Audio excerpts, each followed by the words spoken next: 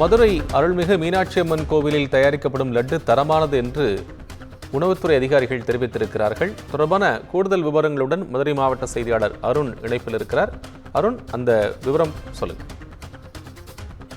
மதுரை மீனாட்சி அம்மன் கோவிலுடைய பிரசித்தி பெற்ற பிரசாதமாக வழங்கப்படக்கூடிய லட்டு தரமானதாகவும் சுத்தமாகவும் சுகாதாரமானதாகவும் தயாரிக்கப்பட்டு பொதுமக்களுக்கும் பக்தர்களுக்கும் வழங்கப்பட்டு வருவதாக தற்போது உணவு பாதுகாப்புத்துறை அதிகாரிகள் தரப்பில் தெரிவிக்கப்பட்டிருக்கிறது. திருப்பதி தேவஸ்தானத்தில் பிரசாதமாக வழங்கப்பட்ட லட்டுவில் மாட்டு கொழுப்பு கலக்கப்பட்டிருப்பதாக வந்த சம்பவத்தின் எதிரொலியாக தற்போது மதுரை மீனாட்சி அம்மன் கோவிலுடைய பிரசாதமாக வழங்கக்கூடிய இந்த லட்டு குறித்து தற்போது அதிகாரிகள் ஆய்வு நடத்திய பின்பு தற்போது இந்த தகவலை வெளியிட்டிருக்கிறார்கள். உலக புகழ்பெற்ற மதுரை மீனாட்சி அம்மன் கோவிலில் பக்தர்களுக்கு பிரசாதமாக வழங்கப்படும் லட்டு தரமானதாகவும் சுகாதாரமாகவும் இருப்பதாக தற்போது உணவு பாதுகாப்புத்துறை அதிகாரிகள் மூலம் தகவல் கிடைக்கப்பட்டிருக்கிறது.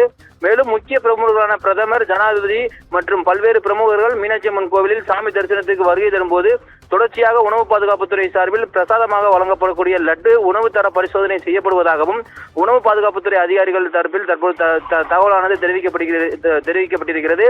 கடந்த 2019ஆம் ஆண்டு முதல் மதுரை மீனாட்சி அம்மன் கோவிலுக்கு வருகை தரக்கூடிய பக்தர்களுக்கு கோவில் நிர்வாகம் சார்பில் லட்டு பிரசாதமாக வழங்கப்பட்டு வருவது குறிப்பிடத்தக்கது. இந்த நிலையில் திருப்பதியில் நடைபெற்ற இந்த சம்பவத்தின் எதிரொலியாக மதுரை மீனாட்சி அம்மன் கோவிலில் வழங்கக்கூடிய பிரசாதம் லட்டுவானது தற்போது தரமானதாக இருப்பதாக தற்போது உணவு பாதுகாப்புத்துறை அதிகாரி மூலம் தகவல் கிடைக்கப்பட்டிருக்கிறது. கோபால், விவரங்களுக்கு நன்றி அருண்.